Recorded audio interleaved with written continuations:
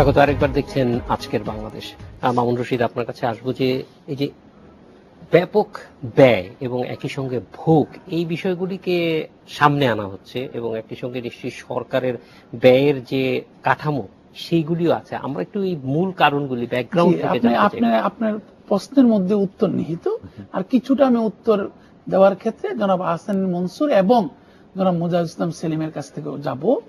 একটু যখন আপনার মনে পড়ে কিনা জনাব আহসান এস মনসুরের হয়তো সম্ভবত মনে পড়বে, যখন নাকি গ্রিসের মতো দেশগুলা এবং পরবর্তীকালে আরো দুর্বল দেশগুলা টার্কি সহ যারা ইউরোপিয়ান ইউনিয়নে যোগ দেয়, তখন কিন্তু বিভিন্ন অর্থনীতিবিদরা বলেছিলেন, তারা একটা আশঙ্কা কিন্তু উচ্চারণ করেছিলেন যে এই যে লেভেল প্লেইং ফিল্ড করতে যেটা কোন কোন জায়গায় তারা বলেছেন ইনফ্লেশন, তারা বলেছিলেন যে একটা মিনিমাম পসিবল ইকোনমিক ইন্টিগ্রেশনকে সাপোর্ট করার জন্য যেই ধরনের পাবলিক ইনভেস্টমেন্ট প্রয়োজন সেইটার কে রক্ষা করবে। এটা কিন্তু আপনার প্রশ্নের উত্তর যেটা বললাম।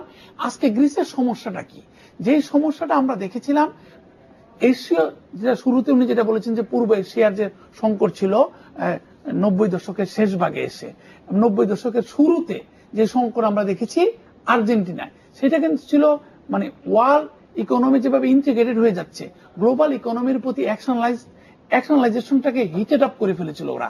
প্রচুর এক্সচেঞ্জ রেটকে প্রেসার দিয়েছিল, প্রচুর ফরেন কারেন্সি বরোইং করেছিল। এই সমস্যাটা কিন্তু একটু পার্থক্য আছে, যেটা আহসান মনসুর বললেন যে PIIGS, Portugal, Ireland, Italy, Greece and Spain, আমরা বলি পিক্স অর্থনীতির ভাষায়, কিছুটা মানে ম্যাক্রো ইকোনমিক্স যখন আলোচনা করেছে ডিলিং রুমে, ট্রেজারি এনভায়রনমেন্টে, আমাদেরকে ক্রাইসিসটাকে বলা হয়েছিল পিক্স। এই পিক্সের ইস্যুটা কি পাবলিক ডেট, প্রচুর সভরিন ডেট নিয়েছে তারা, রাষ্ট্র মানে সরকার রাষ্ট্রের পক্ষে প্রচুর ডেট ক্রিয়েট করেছে। এই ডেটটা ক্রিয়েট করছিল কিভাবে, বাজেট ডেফিসিটকে সাপোর্ট দিতে যে তারা, যে তাদের যে প্রচুর তারা স্পেন্ডিং করছিল, এমপ্লয়মেন্ট ক্রিয়েট করতে যাচ্ছিল, ফান্ডামেন্টালি ইকোনমিক ডিরেকশনটা কিন্তু রাইট ছিল না। আপনার নিঃসন্দেহে মনে আছে গ্রিসের কিন্তু ইকোনমির কম্পোজিশন হচ্ছে 82% হচ্ছে সার্ভিস সেক্টর এবং 4-5% হচ্ছে এগ্রিকালচার, বাকিটা হচ্ছে ম্যানুফ্যাকচারিং। তো এই যে কারণে ম্যানুফ্যাকচারিং এর ক্ষেত্রে আবার একটা নোজ ডাইভ আছে, তারা শিপিং এ গ্রিস ফ্ল্যাগ ক্যারিয়ার হচ্ছে সারা পৃথিবীতে, পানামা, গ্রিস আর গুসনি এন্ড জার্সি, এই চারটাই হচ্ছে শিপিং এর ফ্ল্যাগ ক্যারিয়ার ওরা। তার মধ্যে আবার গ্রিস মানে মাল্টা সহ গ্রিস সবচেয়ে এগিয়ে আছে মোটামুটি ভাবে। এখন পাবলিক ডেট ক্রিয়েট করেছে তারা সরকারের ব্যয় নির্বাহের জন্য বাইরের থেকে ডেট এনেছে। তাদের যেটা উচিত ছিল, আমরা যে বারবার বলছি আমাদের অর্থনীতিবিদরা আমাদের সাথে যদি আপনি সম্পৃক্ত করেন আলোচনাটিকে, যে আমাদের রাজস্ব আদায় বাড়তে হবে, নাইলে কিন্তু যে কোনো ঋণ কিন্তু শর্তযুক্ত ঋণ, এবং যে কোনো ঋণের একটা লিমিট আছে, যে কোনো ঋণের একটা ম্যাচুরিটি পিরিয়ড আছে। সেই ক্ষেত্রে আপনার গ্রিসকে কিন্তু শুরুতে বলা হয়েছিল অর্থনীতিবিদরা যে তুমি তোমার রাজস্ব আদায় বাড়াও আর তোমার খরচ কমাও। এবং খরচটা কিভাবে, এখানে আবার সোশ্যালিস্টরা কিংবা কমিউনিস্টরা আসাতে আর একটু সমস্যায় পড়ে গেছে। শুধু যে ওনারাই ক্রিয়েট করেছেন সমস্যাটা তা না, এবার ইউরোপিয়ান ইউনিয়নে যোগদানের পর থেকেই তো শুরু হয়েছে এটা। আর সারা পৃথিবীতে যে বাজার ব্যবস্থার মাধ্যমে যা ভোগবাদকে উৎসাহিত করার একটা প্রচেষ্টা, যে আমি supply will creates its own demand, এই ডিমান্ডকে কিভাবে স্যাটিসফাই করা হবে সেটার কিন্তু উত্তর বেশি খোঁজা হয় নাই। তো আবার সংক্ষেপে যদি আপনার উত্তরের দিকে আসি, যে তাদের গ্রিস কি করেছে, তার ইকোনমির আকার হচ্ছে $238 বিলিয়ন। গ্রিসের ঋণ হয়েছে, গ্রিসের সরকার কিংবা রাষ্ট্রের ঋণ নিয়েছে তারা 320 বিলিয়ন ইউরো। তার মধ্যে শুধু ট্রয়িকা, যেটা ডক্টর আহসান মনসুর বললেন, ট্রয়িকা থেকে IMF, ইউরোপিয়ান ইউনিয়ন এবং ইউরোপিয়ান সেন্ট্রাল ব্যাংক থেকে তারা ঋণ নিয়েছে $169 বিলিয়ন। তো গ্রিসের যে জিডিপির সাইজ, তার 177% হচ্ছে তার কিন্তু ঋণ, পাবলিক ডেট কিংবা সভরিন ডেট। এইটার তো উদাহরণ আমি দেখেছি আমি নিজে দেখি, আমি একজন অডিটর ছিলাম, পোর্টফোলিও রিভিউয়ার ছিলাম সাউথ ইস্ট এশিয়া ক্রাইসিসের পরে। প্রত্যেকটা কান্ট্রি, যার ভিতরে ইন্দোনেশিয়া, যার মধ্যে রয়েছে থাইল্যান্ড মূলত, তারপরে মালয়েশিয়া কিছুটা, তাইওয়ানের মিডল মার্কেট, জাপানের ফিনান্সিয়াল ইনস্টিটিউশন, এমনকি চায়না কর্পোরেট, ইন্দোনেশিয়ার লার্জ কর্পোরেটরা তারা কি করেছিল, তারা প্রচুর বড় করেছিল ফরেন কারেন্সিতে। এবং লোকাল ইকোনমির দুর্বলতার কারণে যখন স্থানীয় মুদ্রার পতন ঘটলো, তখন কিন্তু আর রক্ষা পেল না ওরা। এখন যেটা ডক্টর হাসান মনসুরের কাছে আবার ফিরে যাচ্ছি, উনি যেটা বলেন ইউরোপিয়ান ইউনিয়নে যোগ দেওয়ার ফলে একটা মোটামুটি কিন্তু লেভেল প্লেইং গ্রাউন্ড করতে হয়েছে, এটা স্ট্যান্ডার্ডাইজেশন এক্সারসাইজ করতে হয়েছে, যার ফলে ছোট ছোট ইকোনমি গুলা তারা নিজেরা শক্তিশালী ছিল না, আবার বৃহৎ ইকোনমির প্রতি কিংবা গ্লোবাল মার্কেটের প্রতি এক্সপোজড হয়ে গেল, আবার তাদের আর্নিং কম, তারা প্রচুর বড় করলো, বড়ইংটাকে সার্ভিসিং করতে পারছিল না। আর যেহেতু গ্রিস আগে সার্ভিসিং করতে পেরেছিল, বিকজ গ্রিসের কারেন্সি ছিল ড্রাকমা, সে নিজে ছাপাতো, নিজে ছাপিয়ে ইনফ্লেশনের যদি একটু উপরের দিকে উঠে যেত আস্তে আস্তে সে ম্যানেজ করে ফেলতো। এখন ইউরোপিয়ান ইউনিয়নে যোগদানের ফলে সে তো আর ইউরো ছাপতে পারে না।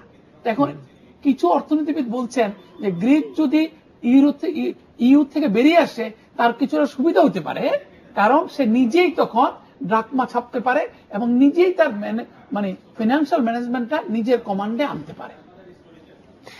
আমরা একটু সেলিম ভাইয়ের কাছে আবার ফিরে আসবো যে এই সংকটের ভেতরে আমরা বারবার দেখছি যে সেখানে বলা হয় যে পুরো ব্যাপারটাই শুধু অর্থনৈতিক তা না, এর মধ্যে রাজনৈতিক সংকটও আছে এবং সত্যিকার অর্থে রাজনীতি তো অর্থনীতির সঙ্গে সরাসরি সম্পৃক্ত। গ্রিসের রাজনৈতিক যে পরিবর্তনটা আমরা দেখতে পাচ্ছি গত 6 মাসে, স্পেসিফিক্যালি বলতেছি 6 মাসে, এই পরিবর্তনটা আরো লম্বা সময়, সেই ক্ষেত্রে সিপ্রাসের সরকার তাদের যে রাজনৈতিক দর্শন সেইটা একটা বিপরীত দর্শনের সঙ্গে আসলে বলা যায় যুদ্ধই করছে। সেই ক্ষেত্রে রাজনৈতিক অবস্থানটা কিরকম হেল্প করবে মিটিগেট করতে? এই না, এটা হলো যে আপনার আলোচনার ভেতরেই জিনিসটা চলে এসছে আর কি, যে এটাই হল ব্যতিক্রম, যে এই প্রথম সম্ভবত একটা এজেন্ডা দিয়ে ইলেকশন করে জনগণের ম্যান্ডেট নিয়ে একটা লেফট গভর্নমেন্ট এমনভাবে প্রতিষ্ঠিত হলো যেটা প্রতিশ্রুতিবদ্ধ যে আমরা এই নিউ লিবারাল সিস্টেমের ভেতরে যেইভাবে এই ক্রাইসিসটাকে ওভারকাম করার চেষ্টা করা হচ্ছে, আমরা সেই পথটা পরিত্যাগ করে অন্য পথে আমরা অগ্রসর হব। সুতরাং এইটা হলো পলিটিক্যাল ডিপার্চার। সুতরাং সেইটা অনুযায়ী, এবং সেটা আবার ফার্দার এন্ডোর্সড হলো 6 মাসের ভেতরেই আরেকটা রেফারেন্ডামের মাধ্যমে। সুতরাং গ্রিসের জনগণের আকাঙ্ক্ষাটা সেটা পরিষ্কারভাবে কিন্তু তার জনমতের প্রতিফলন আমরা এই ফলাফলের ভেতর দিয়ে আমরা দেখতে পাই।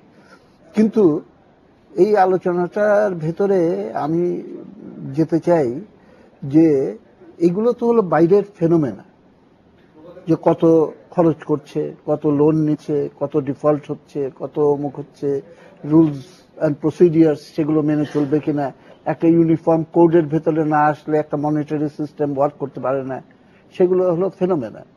কিন্তু সেটার রুট কজটা কোথায়? রুট কজটার দিকে যদি যেতে আমাকে বলেন, তাহলে আমি মনে করি যে এটা আমাদের যে বর্তমান নিউ লিবারাল ক্যাপিটালিস্ট সিস্টেমের ভেতরে গ্লোবাল ইকোনমি চলছে, এইটার ভেতরে ইনহেরেন্ট। এবং একটু আগে মামুন যে আলোচনাটা করলো যে অসম বিকাশ, এবং এটা সময় থাকলে আমি আরো বলতে পারতাম যে কেন ক্যাপিটালিজমে অসম বিকাশ অবধারিত হবে, কারণ ইকোনমিক অফ স্কেল এইটা একটা ফ্যাক্টর এখানে বলছি। সেই কারণে স্ট্রঙ্গার ইকোনমিগুলো কতগুলো অ্যাডিশনাল অ্যাডভান্টেজ পেয়ে যায়। সুতরাং যখন একটা শক আসে, ধাক্কা আসে, ধাক্কাটা অ্যাবজর্ব করার ক্ষমতা বড় দেশগুলোর অনেক বেশি, কিন্তু ছোট দেশগুলো সেগুলো পারে না। সুতরাং যেই নিয়ম কানুনগুলো নির্ধারিত হয় সেটা আলটিমেটলি অধিকতর শক্তিশালী অর্থনীতি সেইটার সুবিধাগুলো নিতে থাকে, দুর্বল দেশগুলো আস্তে আস্তে নিচে চলে থাকে। এই লেফট গভর্নমেন্ট তো ক্ষমতায় আসলো 6 মাস আগে। তো স্পেন এবং পর্তুগালের গভর্নমেন্ট এখন যেটা বলছে যে আমরা উই আর স্লোলি রিকভারিং, আমরা এই পথ দিয়ে আগাতে পারবো। তো গ্রিসের পূর্ববর্তী সরকারও তো একই কথা বলতো 6 মাস আগেও। তাহলে পরে এই ক্রাইসিসটা ভেতরে ভেতরে যে জমে আছে, এবং যেটা গ্রিসের ক্ষেত্রে এটা এক্সপোজড হলো কেন, যখন নাকি জনগণের ইচ্ছার প্রতিফলন সেইটা বামপন্থীরা সেইখানে প্রকাশ করে নির্বাচনে তারা জিতে আসলো। এবং এইটার প্রভাব যে আমার ধারণা স্পেন পর্তুগালের ভেতরে পড়বে, ইউরোপিয়ান ইউনিয়নে বা ইউরো জোনে আলটিমেটলি কি প্রভাব হবে সেই আলোচনায় আমি যেতে যাচ্ছি না। কিন্তু স্পেন, পর্তুগাল, ইতালি এইসব জায়গার পাবলিক ওপিনিয়নের ভেতরে সেটা দিয়ে অবধারিতভাবে পড়তে বাধ্য, এবং একটা র্যাডিকালাইজেশনের ধারা ইউরোপিয়ান পলিটিক্সের ভেতরে কিন্তু আমি স্পষ্ট ফোরসি করতে পারছি। সেলিম ভাই, আমরা আরেকটা বিরতিতে যাব। বিরতির পরে এই হাসান এইচ মনসুর, এইখানে আমি একটু জানতে চাইবো যে গ্রিসের একটা রাজনৈতিক অবস্থান আছে, কিন্তু সেই অবস্থানটার ভিতরে একটা বেসিক জায়গায় আমরা দূর থেকে সংকট দেখছি, সেটা হচ্ছে যে তারা ইতিমধ্যে একটা ডিফল্টার হয়ে গেছে। লোন শোধ করার যে কিস্তি দেওয়ার কথা ছিল সেই কিস্তিটা দিতে পারে নাই। ফলে সেইখানে এই রাজনৈতিক প্রজ্ঞা, মানুষের জনসমর্থন, সেটি আসলে একজন যারা দাতা তাদেরকে এটা কতটুকু ইনফ্লুয়েন্স করবে বা তাদের মানসিকতাটা এই ক্ষেত্রে কি থাকবে, আমরা একটু জানবো একটা বিরতির পর। আজকের বাংলাদেশের নিচে আরেকটি বিরতি।